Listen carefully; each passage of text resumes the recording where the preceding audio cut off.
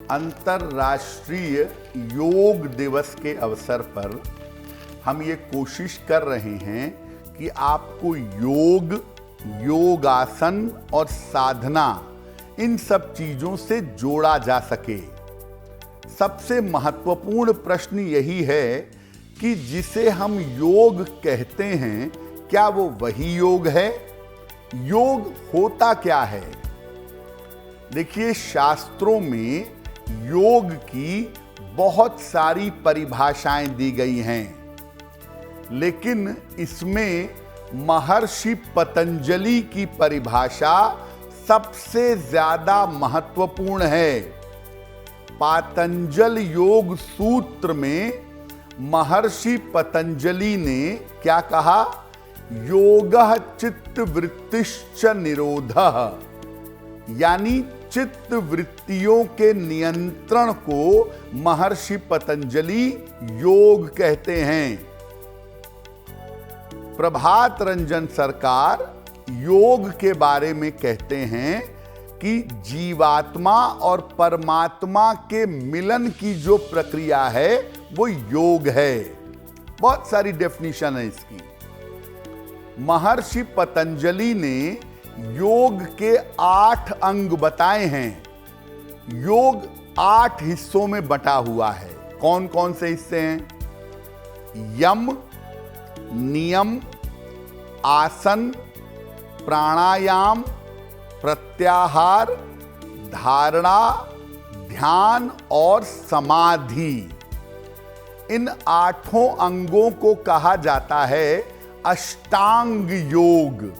8 अंग से बना हुआ योग, और इन 8 अंगों को संपूर्ण रूप से योग कहा जाता है। हम जो आसन को योग कहने लगते हैं या योगासन को योग कहने लगते हैं, वो योग नहीं है, वो योग का केवल एक हिस्सा है। आप जो आसन करते हैं, मयूरासन, मत्स्येंद्रासन, सर्वांगासन, और आप कहते हैं मैं योग कर रहा हूं, नहीं, आप योगासन कर रहे हैं। योग बहुत बड़ी चीज है, उसका एक छोटा सा हिस्सा आसन है। आसन संपूर्ण योग नहीं है।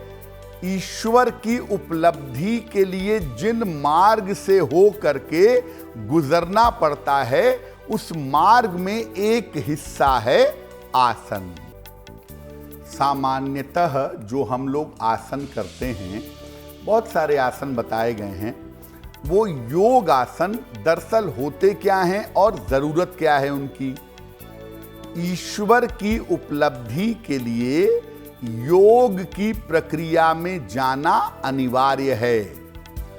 बिना योग के, बिना सिस्टम के, बिना अनुशासन के आप इसके पात्र नहीं हो पाएंगे कि ईश्वर की ऊर्जा को झेल सकें। इसीलिए योग की प्रक्रिया में जाना अनिवार्य है। योग का एक अंग है आसन। आसन जब आप करते हैं तो शरीर के अलग अलग ग्लैंड्स आपके ठीक होते हैं, और आसन करने से आपका शरीर स्वस्थ होता है, और स्वस्थ शरीर में ही स्वस्थ मन रहता है। स्वस्थ मन से ही ईश्वर की उपलब्धि की जा सकती है।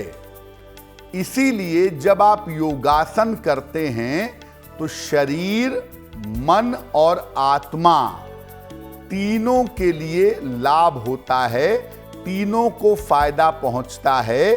शरीर को भी, मन को भी और आत्मा को भी, जब आप योगासन करते हैं। योग की पुस्तकों में बहुत सारे तरह के योगासनों की चर्चा की गई है, जो अलग अलग आवश्यकता के अनुसार किए जाते हैं। जैसे मन चंचल हो तो किया जाता है शशांक आसन, ध्यान को गहरा करना हो तो किया जाता है पद्मासन, मन को किसी खास बिंदु पर एकाग्र करना हो तो किया जाता है सिद्ध आसन। यानी जैसे आपकी जरूरत होती है उसके हिसाब से आसन किया जाता है। और आज के कार्यक्रम में हम आपको एक बड़ी अनूठी बात बताएंगे कि आपकी राशियों की जरूरत के हिसाब से भी आप योगासनों का चुनाव कर सकते हैं या योग के अलग अलग हिस्सों में जा सकते हैं। कैसे जाएंगे, क्या करेंगे, इस पर हमारी चर्चा आगे जारी रहेगी। एस्ट्रो तक ऐप पर आपको मिलेगा भविष्य से जुड़े हर सवाल का जवाब। डाउनलोड कीजिए एस्ट्रो तक ऐप और चुटकी में जुड़िए इंडिया के बेस्ट एस्ट्रोलॉजर से।